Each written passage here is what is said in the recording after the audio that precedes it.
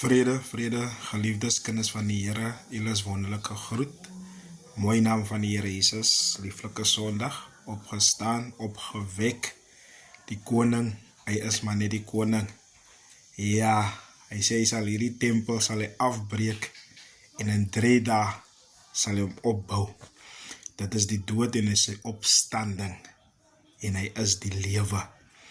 Net 'n gedagtes kinders van die Here.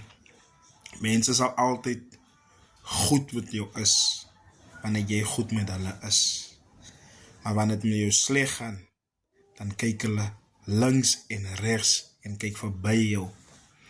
Maar een ding wat jy moet in gedagte moet hou jou fokus op die Here, wat jou nooit sal leerstel nie. In jou swakste oomblikke waar jy in beweeg, as hy daar om jou te versterk. Van hy is jou krag. Hy is die een wat jou deurdra deur dit wat jy moet gaan.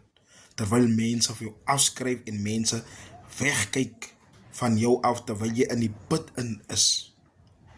Daarom moet nooit mens vertrou wat jou teleer sal stel nie. Maar steun op die arm van Gees wat nooit teleurstel nie. Daarom wil ek vir julle bemoedig, moet nooit staat maak op 'n mens, of het wees op jou ma, of jou pa is, jou broer, jou suster, of jou broer die geld het in die familie in, moet nie staat maak op hom nie.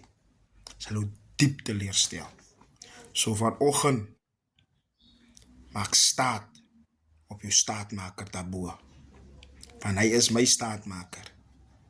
Hy is my rots, en waarop ek bou. O julle met 'n lieflike dag het, die Here seën.